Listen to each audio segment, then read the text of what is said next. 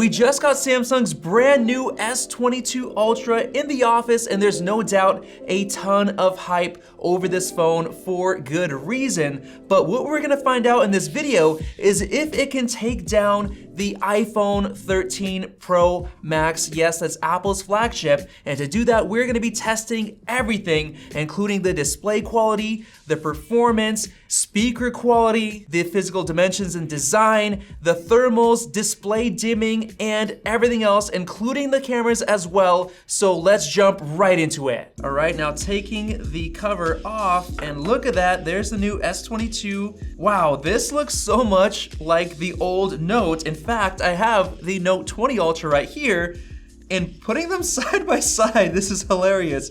It's almost identical. So basically the S22 Ultra is literally a Note 20 Ultra with updated internals is what it looks like. And I do want to mention that we're going to be doing a full comparison between the Note 22 Ultra and the S22 Ultra. So if you're not already subscribed, go ahead and do that right now so you don't miss out. Now what I'm really curious about is the design of the back and how it looks in real life.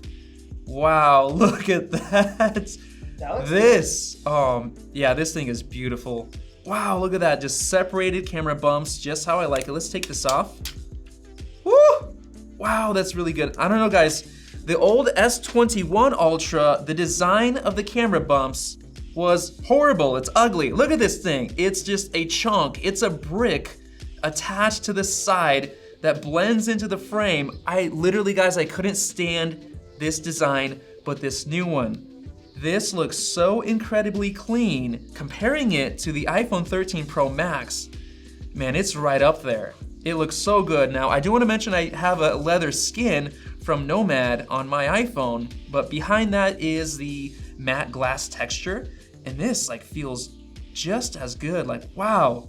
I'm shocked at how good this looks. And now holding both of these in my hands, even though the S22 Ultra seems bigger, it actually is a little bit more comfortable because the iPhone has those flat, chunky, thick sides, so it doesn't really wrap around your palm, but this, the smooth sides and the edges, really feels nice and comfortable, and it kind of makes me miss the old iPhone 11 design.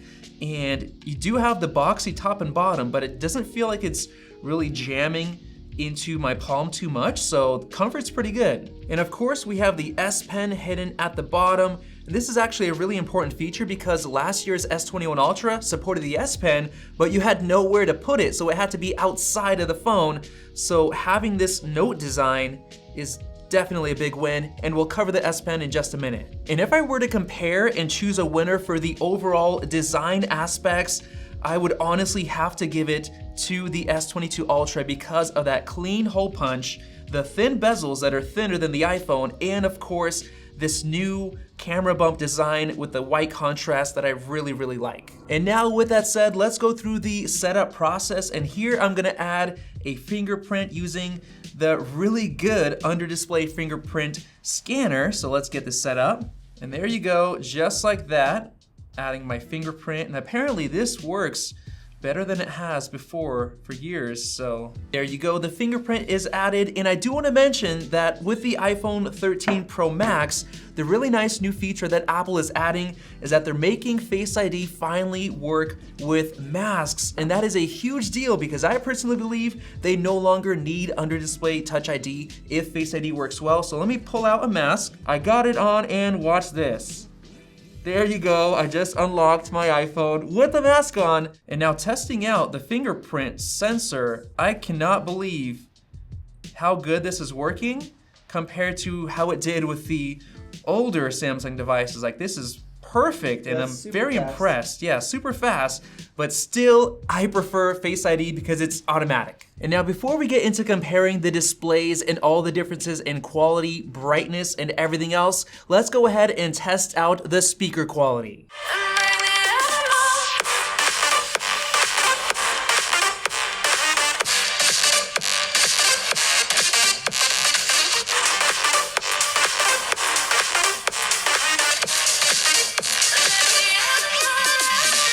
Alright, I don't know about you guys, but the iPhone completely destroyed the S22 Ultra, which is really weird because it's usually back and forth, winner, winner, winner, but this time, the S22 Ultra is worse because the iPhone has brighter, cleaner, sharper highs as well as louder mids, and especially better and deeper bass. It just blows the speakers away. Now what makes me think is, what if Samsung had to basically put in worse speakers because it has a larger battery, 5,000 milliamp hours compared to 4,500 in the old Note 20 Ultra design? So we're actually gonna find that out by comparing these speakers to the S21 Ultra and the Note 20 Ultra, so definitely subscribe. And now with that said, let's go ahead and compare the displays.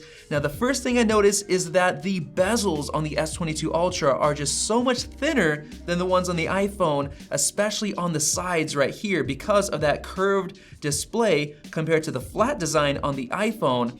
And the biggest difference is that hole punch camera, which looks so much more clean compared to the notch, even though the notch is smaller, and that top bezel is also much thinner, whereas the bottom one is around the same, but man, the bezels on this thing just looks so good and so nice. And in terms of maximum brightness, Samsung actually markets up to 1750 maximum, that's with HDR, compared to 1200 only on the iPhone 13 Pro Max.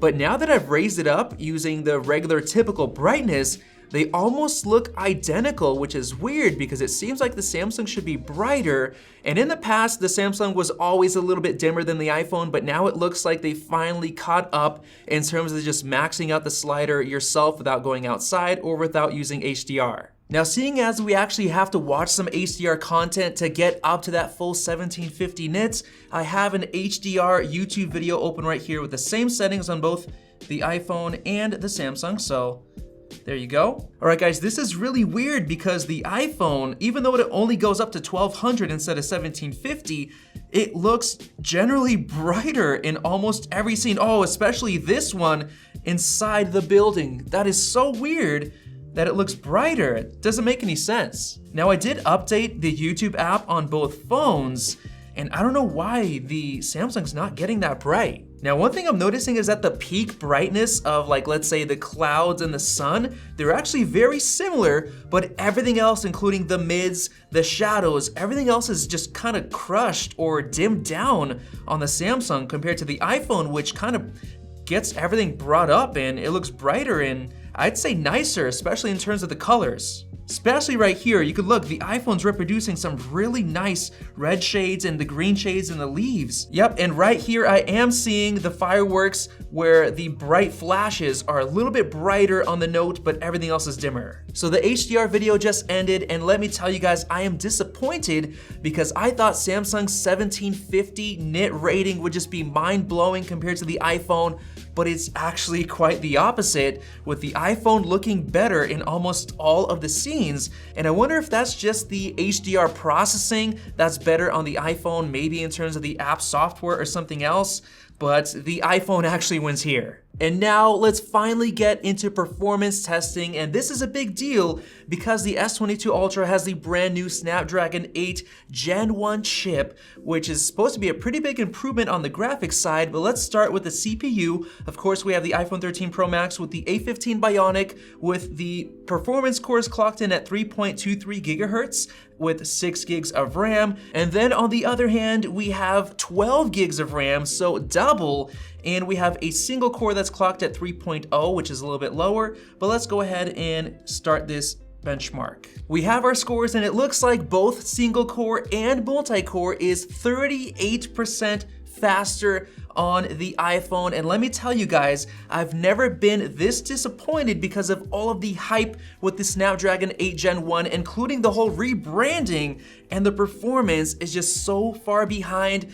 In fact, it's so far behind that the iPhone 11 had faster single core and almost as much multi-core performance, which is just mind-blowing that they're that far behind Apple. And with that said, I know that was just a raw power benchmark, so let's actually run a speedometer web browsing test to see how that's gonna translate into kind of real-world usage. And look at that, the iPhone is actually 2.5 times faster in this test, so it's basically gonna make everything more snappy. Now, of course, the Samsung has a lot of power and more than enough than what you would need, But with the iPhone, if you still have it 3 or 4 or 5 years down the road, that extra power is gonna make it work better in the future compared to this that has less, and it might be struggling with apps later on. Now, while the CPU performance isn't that impressive with the Snapdragon 8 Gen 1, the big improvement is actually the graphics,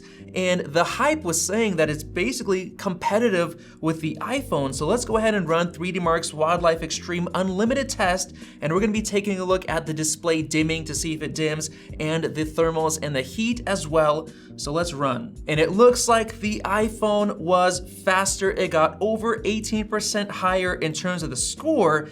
And that's actually really interesting because a lot of the hype in the test showed that the Snapdragon 8 Gen 1 basically matched or even sometimes beat the A15, but here we see that is not the case at all. All right, and now I turned on the extreme stress test, and the point of this is to see if we get any display dimming on either of these phones, and then we're gonna check the temperatures to see which one gets hot and which one does not. And so far, it does look like the frames per second is higher, visibly higher on the iPhone. And it looks much worse than the 18% difference we saw earlier. And well, I think the iPhone just dimmed. I don't know if you guys saw that or not, but it dimmed down slightly as far as I know. Oh, there you go. And now the Samsung is quite a bit brighter. Oh, it dimmed again. Look how dark that is. Oh, wow. Man, looks like the iPhone is still struggling with overheating her in terms of the dimming. So what I'm gonna do is I'm gonna pull out a thermal camera and take a look. And now I'm looking at the thermals between both of these, and it is saying that the Samsung is hotter. So let's actually zoom in onto the iPhone. We're looking at 41 degrees Celsius. And then over to the Samsung, whoa, 45 degrees. That's actually a huge difference. 44. Definitely hotter on the Samsung, and you can see that the iPhone just has one hot spot, and like the entire Samsung looks pretty hot. And the reason for that is because the Samsung has a really good cooling system where it has the vapor chamber system that spreads the heat, which is actually very good compared to the iPhone that does not have that. And even still, it's only 40 degrees Celsius, so man, I wish Apple gave it a better cooling system so it didn't dim. And I am noticing that the Samsung has also dimmed down, not quite to the same level as the iPhone, but it's definitely dim. And in terms of the FPS, the iPhone is still beating it out in basically every scene. And you know what? I think I'm actually gonna be doing a gaming comparison between the two, testing out the gaming performance in terms of the FPS, dimming, and everything else. So if you wanna see that, definitely subscribe right now. Now, before I get into other differences like the battery life and the cameras, I do wanna talk about this S Pen. First of all, I'm very happy that you can put it into the chassis, but let's test it out. Ooh, look at that. Has a very interesting paper-like sound effect, and as far as I know, it's incredibly responsive. So this is one of the benefits to having the S Pen compared to the iPhone that does not support the Apple Pencil, and that's because Apple wants you to buy an iPad, because even the budget iPad supports the Apple Pencil, but not the iPhone. So if you like to take a lot of handwritten notes, the Samsung is definitely the way to go. And now let's talk about the battery life. First of all, the battery size, or the milliamp hours on the S22 Ultra, is about 15% larger than on the iPhone. But according to Mr. Who's the Boss's battery life test, the iPhone actually got 2 hours and 19 minutes more screen on time than the S22 Ultra, which doesn't really make sense apart from the software optimizations.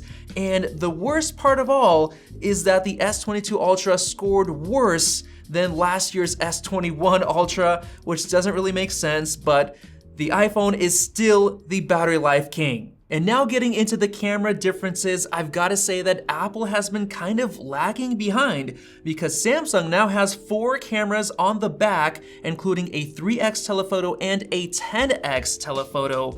and we've been hearing that it's been a really good improvement. And then on the front side, the S22 Ultra has a 40 megapixel selfie camera compared to just 12 on the iPhone, just like it was before. And as far as the main rear camera, the Samsung has a 108 megapixel resolution camera compared to just 12 on the iPhone, so that gives them a sharpness advantage as well as allowing them to shoot an 8K video. So we're actually very excited to test this because tomorrow we're gonna be releasing our blind unbiased camera comparison, which is always very fun. All three of us are looking and examining the photos, so if you're not already subscribed, do so right now so you don't miss that. And now, with all that said, let's get into my conclusion over all the things that we tested. Now, first of all, the price on this thing is expensive.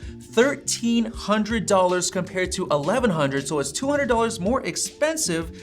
And the thing is, quite a few of the marketable things that Samsung mentioned, they're a little bit disappointing compared to what I was expecting. First of all, the speakers are nowhere near what I was expecting, much worse than the iPhone, and the display quality, honestly, it's not nearly as bright as I thought it would be, so that's also disappointing. Now, I think the biggest saving grace is the beautiful design. I love these camera bumps, so that's definitely a plus, but I think it's all gonna have to come down to the camera quality because that is very important to a lot of people. So hopefully you guys enjoyed this video, and if you did, go ahead and click the circle above so you don't miss out on our future videos, and definitely check out one right over there. Thanks for watching, and we'll see you in the next video.